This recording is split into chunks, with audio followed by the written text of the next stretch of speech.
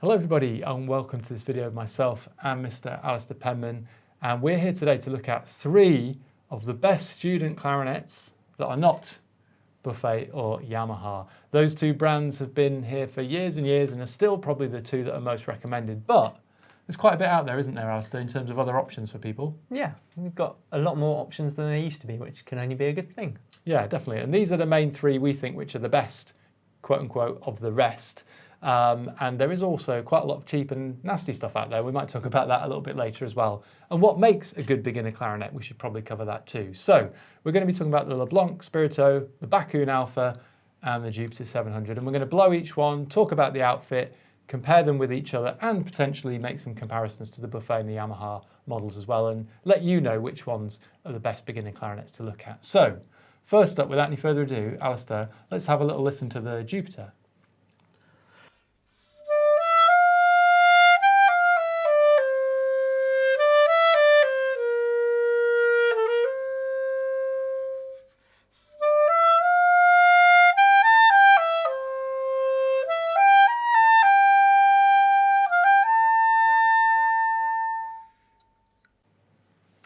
Okay, so first impressions, obviously you're a much more experienced player, but you're obviously a teacher as well, and you see a lot of new beginners. So what are you looking for in a student clarinet, and does the Jupiter do it? Yeah, I mean, this is, playing it straight off, it's very nice to play. So I was going to say surprisingly, but I probably shouldn't be surprised.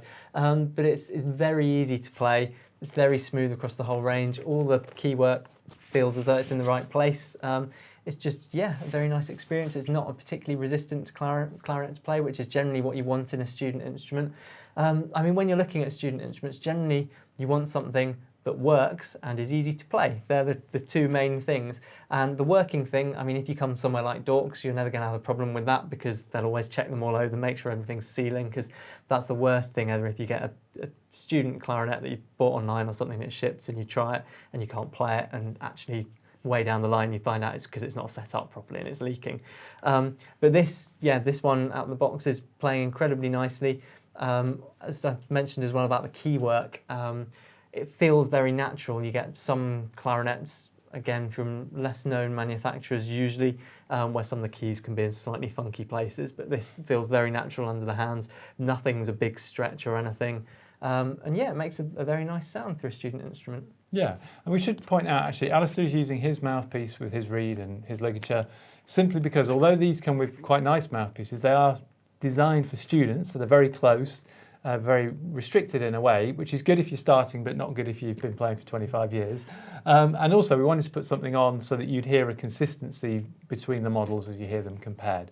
But they all do come with a student mouthpiece. A couple of things there you said, Alastair, which I think were very pertinent, which I just want to carry on with in a way, is that it's not a given that a clarinet feels like every other clarinet. So different manufacturers will vary quite a lot of where they position keys, and they'll do things to make it easier for you. For example, on this Jupiter, because they know a lot of younger people might start, they've raised the area of the body around the C and the G, which is usually like the 3rd or 4th note that you learn when you're starting out. They've raised that a little higher because normally it's cut into the body, so it's lower. So by raising it higher, they're hoping that then the fingers don't have to reach quite as far or cover quite as much. And also if you then start using your little fingers in and around here, there's more chance of that 3rd finger, left hand, staying in the right place. So student instruments, good student instruments should be designed to help students. They're not just cheaper versions of more expensive things. I think that's the thing we wanted to say. I think as well, if I had this raised hole here, I think it's been done really well because I didn't even know it had been done until Sam pointed it out. And they've raised enough material that it doesn't feel like you're kind of on the edge of something or you're going to fall off a raised bit. It just feels like normal, essentially, but is in that position that's probably better for smaller hands. Yeah, so the Jupiter, just like actually the others, sorry, I'll just do that because we're on the close-up camera here. Hopefully you can see that. They all come with an adjustable thumb rest. We would generally recommend adding a thumb rest cushion into your kit though, just to make it more comfortable under there, because it's just a hard cork as it stands. And that's quite important, isn't it? Yeah, definitely. A lot of them, I wish they would all just come with really nice padded thumb rest essentially. But some of these, particularly this Jupiter one, is on the smaller side. So you can find holding it on the thumb, you might find it gets a little bit sore after a while. but you can pick up the thumb rest cushions very cheaply, and it's well worth getting one. You just slide it over there, makes it a lot more comfortable, which is going to make it much more conducive to practicing lots, because your thumb won't be getting sore. And you don't want to give kids any excuse, right? Exactly, yeah. Or as an adult, we use thumb rests, right? Yeah, I mean, I have one on mine. I've got a nice big padded cushion on mine because it's just more comfortable. Yeah, simple. Final thing on the Jupiter, and then I might talk a little bit about the brands when we're halfway through in terms of the brand longevity, the availability of spare parts, all the boring stuff which you think you don't really care about, but actually is really, really important, because if you're 2 or 3 years into ownership and you need a spare part or you want to resell it, that's when your choice at the beginning actually becomes quite important. But what I did want to just say on this Jupiter before we move to the Backun is what a seriously neat little case this is, which for a newbie might be quite nice. It's very lightweight. It's got the top handle. Pocket, you can't get any music in there, so that's worth bearing in mind. We'll come to that point later with the Backun. But there is a pocket for reeds, swabs, whatever. And as I say, the mouthpiece is included with it, and some cleaning bits and bobs as well. So that's the Jupiter. All in all, a really nice outfit, very durable brand, and there's lots of longevity in the brand, and we'll talk about brand support, as I say, a bit later. But next, we're going to get onto the Backun Alpha, and we'll be back with that in just a moment.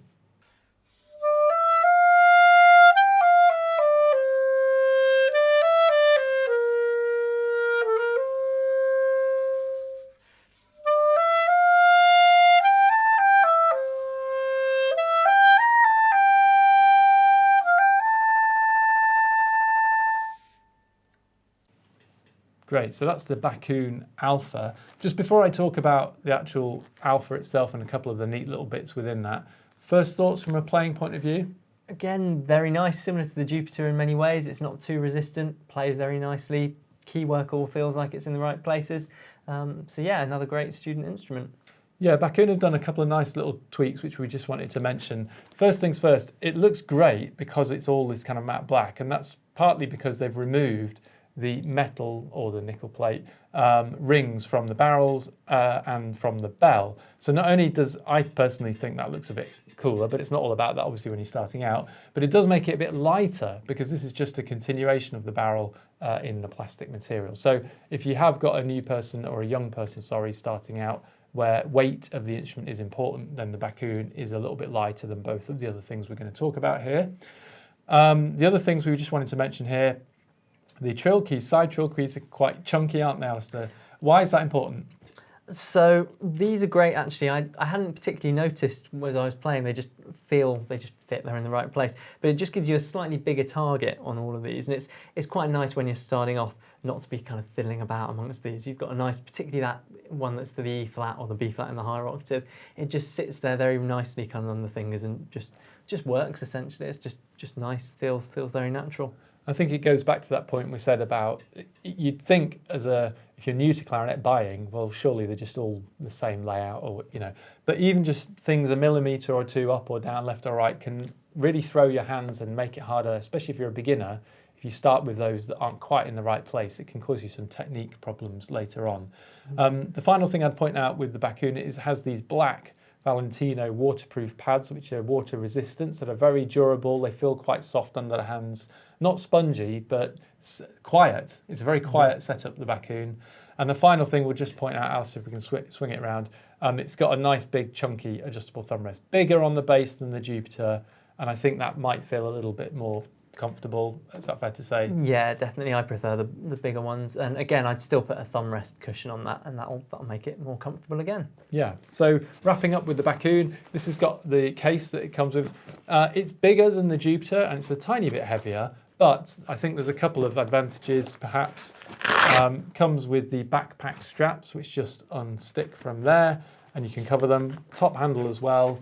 But, and we like this, don't we, Alice? It's got this pocket on the front. Why is that useful? Because you can get all your music in.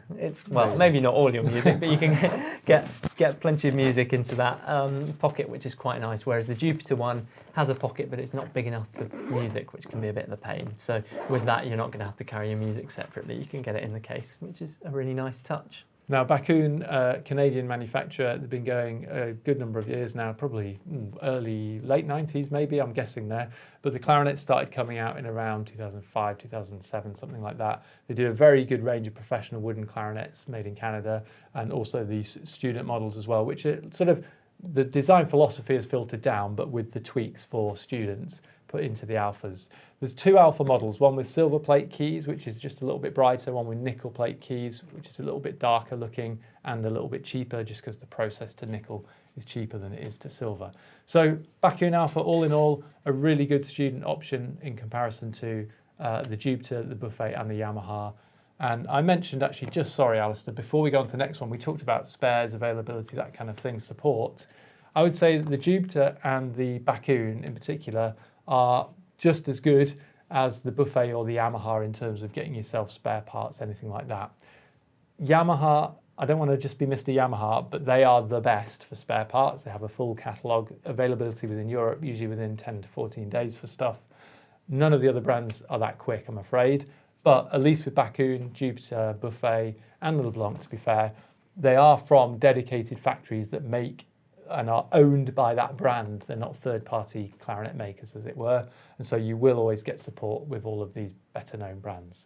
But we're going to jump onto the LeBlanc Spirito, the final one of this test, and we'll be back with that in just a moment.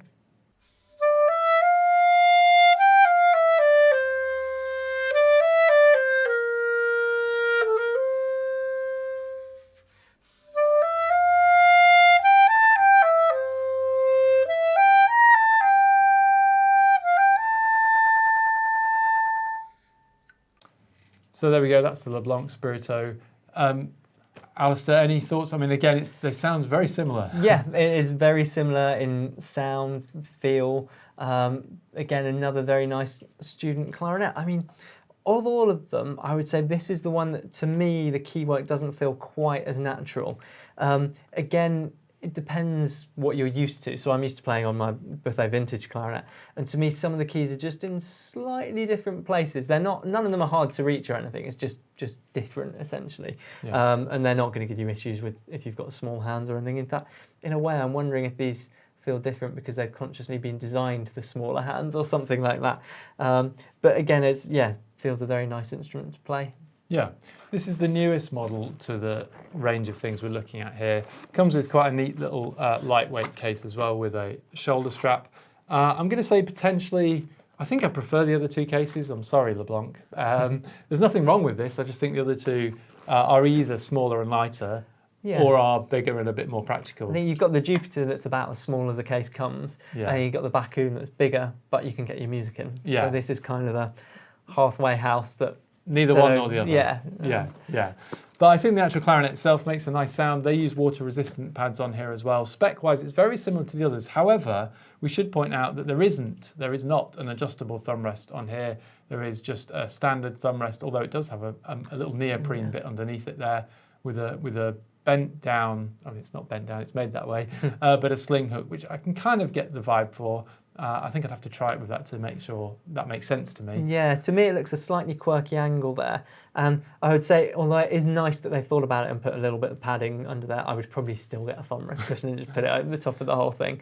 It will fit, but it's nice that they have given you something there. The only danger of a non-adjustable is if the child's very small, or if you've got an adult starting who's quite a bit bigger, you don't have the ability to move that to the position that feels most comfortable. So that, I would say that's a minor mark off for the LeBlanc. But I think in every other way, it's a very capable instrument. It's still quite lightweight, very reliable. LeBlanc as a company have been around for many years. They used to make professional instruments in France. Those are no longer available, and the LeBlanc name, has been on other strands of its history, belongs to the Conselma company in the USA, Holton, Vito, all that kind of good stuff. So there is pedigree there, and there is backup support and everything else. So I think the takeaway from all of this is, if you're looking for a student clarinet and you already play some sort of woodwind or you already play clarinet, then we would just simply say, well, try them, play them, see which feels best under the hands and have a go. I think if you're looking for a child or for someone who's never played before, and I might be about to say something moderately controversial here, I don't know at which point you'd end up at number 5 in the list. Does that make sense? Yeah. Because either you'd go Buffet, Yamaha, maybe Backun because you know them or you teach as a preference, or again, maybe Jupiter on the price. But this isn't cheap enough for me. Sorry, LeBlanc, it feels like we're beating it up a bit here. But it's not either with the benefits and or with the price benefit for it to overtake any of those 4 things above it, just because those are all exceptional instruments. Yeah, and I think normally most people starting, what I would always advise is if you've got a teacher, ask your teacher for advice. And most teachers still are probably going to recommend the Yamaha or the Buffet, or possibly the Jupiter or the Backun if they've got experience with those. I think this one I wasn't aware LeBlanc made a student instrument until today, whereas I was at least aware of all of the others. And I think there's things to think of and look at the price, but I'd always kind of ask you, if you don't play the instrument yourself, ask your teacher for advice, and they'll point you in the direction of which ones they think will be best for you, essentially.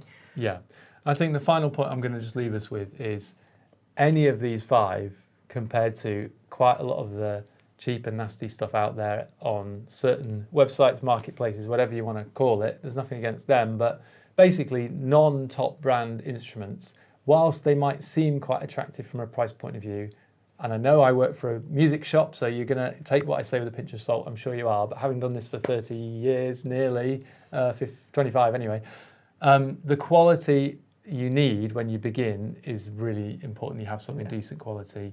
And so any of these 5 would be great to start on. They're very well made, easy to play, all the rest of it.